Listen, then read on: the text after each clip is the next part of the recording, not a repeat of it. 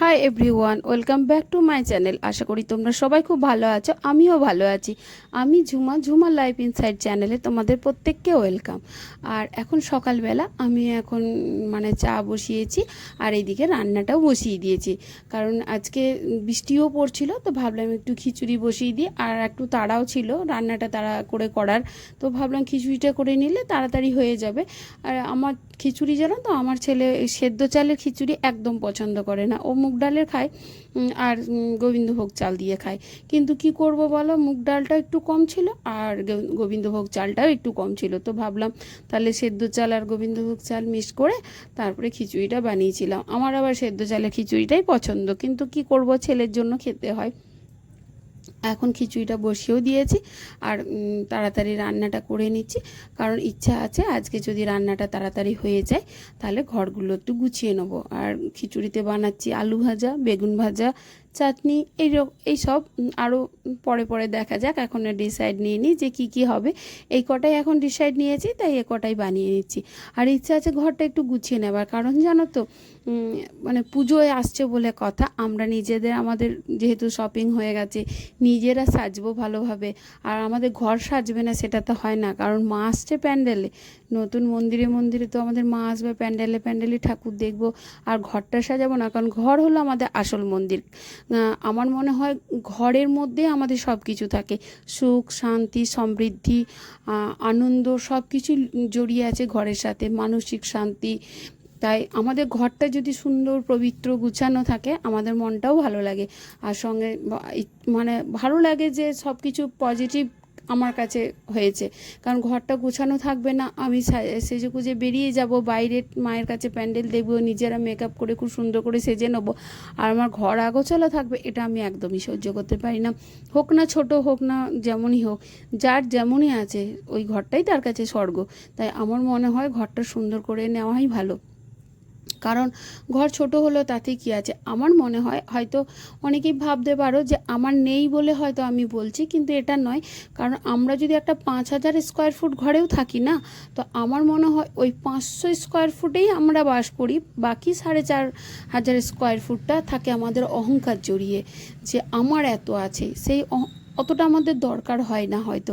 কিন্তু হ্যাঁ, আমার থাকলে অবশ্যই করব, কিন্তু সেই অহংকারটা যদি মাঝখানে না রাখি তাহলে আমার মনে হয় তখনই কাজে লাগে। তো আমার ছোট হলেও আমার আনন্দ যে আমার তো কিছু আছে, মাথার উপর একটা ছাদ আছে যেখানে আমরা ফ্যামিলি নিয়ে বাস তো করতে পারবো, এটাই আমার কাছে আনন্দের। আজকে ব্রেকফাস্টে কিছু সেরকম করিনি, ওই চা মুড়ি আর চানাচুর, আমরা মাঝে মাঝে কিন্তু এইগুলো খেয়ে থাকি, কারণ ওই সব সময় যে রুটি খাই তারও কোনো মানে নেই। আমি তো সকালে ব্রেকফাস্টে কোনো দিনই রুটি খাই না, আমার মুড়ি চাইই চাই। অনেক সময় ওটস খাই, অনেক সময় মুসলি খাই, বা অনেক সময় কি করি, ওই দুধ কর্নফ্লেক্স বা দুধ চিড়ে এরকম কিছু একটা খেয়ে নিই, কিন্তু মুড়িটা হলে আমার ভালো হয়। তো ওই সব সময় মুড়িটা খাওয়াটা ঠিক নয় বলে তোমাদের দাদাভাই চিৎকার করে যে তোমার শরীরের অসুবিধা আছে, তুমি সবসময় মুড়িটা খেও না, ওই জন্য হয়তো খায় না। আর আমার ছেলে, ও যেমন খেতে পারে না, তবে সকালে মাঝে মাঝে দিলে হয়তো খেয়ে নেয়, কারণ ও মুড়িটা খেতে পারে না, ওর বলে মা আমার ওই চামড়াগুলো সব চুলে গেল। আমার আবার ভালো লাগে। আর এখন আমি এই যে ভ্যাকুম করে নিচ্ছি, কারণ জানো তো ওই জানালার যে চ্যানেলগুলো আছে, চ্যানেলগুলোতে না দেখবে তো যতই পরিষ্কার করা হোক ওই ছোটো ছোটো পোকা বা ঝুল এগুলো থেকেই যায়। ওই জন্য আমি ভ্যাকুম করে নিলে কী হয়, এরকম প্রেশারে যে হাওয়াটা পড়ে না তখন সব উঠে বেরিয়ে যায়। ওই জন্য আমি মাঝে মাঝে ভ্যাকুম করেই ওইগুলো পরিষ্কার করি। আর এই যে ওয়াল আর বেডের মাঝখানে যে গ্যাপটা আছে সেটাতেও অনেকটা নোংরা জমে আছে, সেটাকেও আমি ভাবছি একটু ভালো করে ভ্যাকুম দিয়ে পরিষ্কার করে দিলাম, কারণ আমার ওই ওয়ালের সাথে বিছানাটাকে একদম ছেটাতে দেয় না তোমার দাদা বলে, তোমাদের দাদাভাই বলে কি যে যদি ও টিকটিকিকে খুব ভয়, যদি রাতের মধ্যে টিকটিকি নেমে যায় বিছানার মধ্যে একটু গ্যাপ রাখো, তো ওই গ্যাপের মধ্যে আবার নোংরা জমে যায় আর হাতটাও ঠিকভাবে ঢুকতে চায় না, তার জন্য ওই ভ্যাকুম করে করতে হয়। আর সব পর্দাগুলো খুলে দিয়েছি, কারণ পর্দাগুলো সমস্ত কেচে নিচ্ছি, কারণ আমার এমনি বছরে হয়তো তিন চারবার পর্দাগুলো কেচে নেওয়াই হয়, কারণ আমাদের এখানে ডাস্ট আছে, একটু ডাস্টে উড়ে বলে আমি পর্দাগুলো মাঝে মাঝেই কেচে নিই। কিন্তু পুজোর সময় তো যতই পরিষ্কার থাক মনে হচ্ছে আরেকবার নতুন করে সব ভালো করে গুছিয়ে নিই, যা আছে সেটাকেই সুন্দর করে আবার পরিষ্কার পরিচ্ছন্ন করে গুছিয়ে রেখে দিই, তাহলে আরও বেশ মনটা ভালো লাগবে। ওই জন্য সব পর্দাগুলো ঘরে খুলে দিয়েছি, এখন গুছিয়ে নিচ্ছি।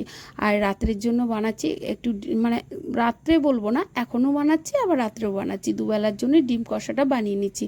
কারণ কি জানো তো, ডিম কষাটা যদি এখন রাতের জন্য একটু বানিয়ে নিই, তাহলে এই এত পরিশ্রম করার পর না আমি আর রাতে বানাতে পারবো না, খুব টায়ার্ড লাগবে, খুব একটু পরিশ্রম আমি আবার করতে পারি না, কারণ আমার শরীরেও অনেক কিছু প্রবলেম আছে। তো তার জন্য ভাবলাম বানিয়ে নিই, তাহলে টায়ার্ড লাগবে না। এবার শরীরটা যদি ভালো থাকে তাহলে একটু রুটি বানিয়ে নিলাম, আর যদি না বানানো হয়, তোমাদের দাদাভাই তো কাজের সূত্রে রাত 10টা পর্যন্ত বাইরেই থাকে অনেক সময়, তো বলে দিলে ও রুটিটা নিয়ে চলে আসবে, তাহলে আমার একটা রাত্রে কাজও হয়ে গেল। আর এখন যখন বানাচ্ছি একটু বেশি করে, আর মশলাটা একটু বেশি করে করলাম কি, খিচুড়িতেও একটু মশলাটা দিয়ে দেবো, তার জন্য একটু বেশি করে আদা পেঁয়াজ রসুন বাটা দিয়ে কষছি। একটু খিচুড়িটা এমনি হয়ে গেছে, মশলাটা দিয়ে একবার ফুটিয়ে নিলেই হবে। আর এই দেখো, এই ঘরটা পুরো কমপ্লিট হয়ে গেছে, এগুলো কাঁচাও হয়ে গেছে, এখনও মেলা হয়নি, যেহেতু আমার তো বাইরে বৃষ্টি পড়েই যাচ্ছে, অঝোরে বৃষ্টি পড়ে যাচ্ছে, একবারের জন্য জানো তো বৃষ্টিটা আজকে থামেনি। তো আমার আর বাইরে মেলার মতো কোনো স্কোপ নেই, ঘরের মধ্যে স্ট্যান্ড দিয়ে মিলতে হবে, তো ওই জন্য ভাবলাম ঘরটা পুরো ক্লিন করা হয়ে যাক, তারপরে স্ট্যান্ডে আমি জামা কাপড়গুলো মুছে নেবো, মিলে নেবো। তো সেই হিসেবে, আর আমার এই ব্যালকনিটা, এটা তোমাদের দাদাভাই বলেছিল ঘিরে দিই, তাহলে কি হবে, যদি স্লাইডিং গ্লাস দিয়ে ঘিরে নেওয়া হয়, তাহলে জামা কাপড়গুলো এখানেই মিলে রয়ে যাবে, তোমার অসুবিধা হবে না বর্ষার সময়।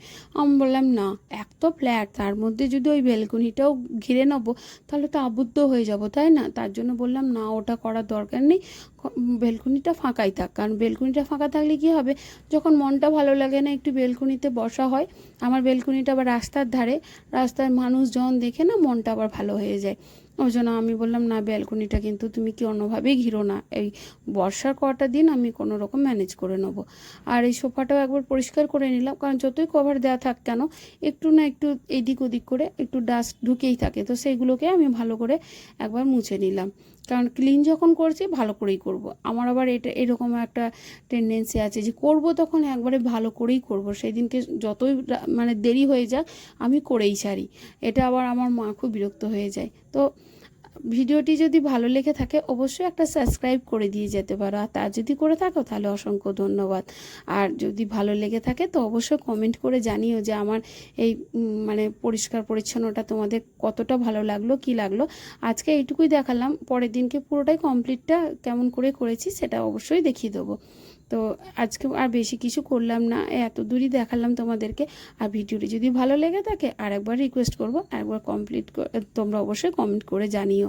আর এখানে ওই জামা কাপড়গুলো কাঁচা হয়ে যাচ্ছে, পর্দাগুলো কাচতে দিয়ে দিয়েছি, কারণ আমি পর্দাগুলো মেলার জায়গা নেই তো কী করবো জানো তো, স্পিনটা একটু বেশি করে দিয়ে দিয়েছি হাজারে, তাহলে একবারেই মানে জলটা শুকিয়ে যাবে। এবার এইগুলোকে আমি জানালে জানালে টাঙিয়ে দেবো, ফ্যান চালিয়ে দেবো, শুকিয়ে যাবে, ওই মানে স্ট্যান্ডের মধ্যেই শুকিয়ে যায়। তার জন্য আর বেশি ওগুলোকে কেচে নিলাম, কারণ জমিয়ে রাখলে তো অনেকটাই জমে যাবে, তার জন্য আর বেশি জমালাম না। আর কাজ প্রায় কমপ্লিট হয়ে এসেছে, এবার ঘরটা পরিষ্কার করে নিলেই হবে।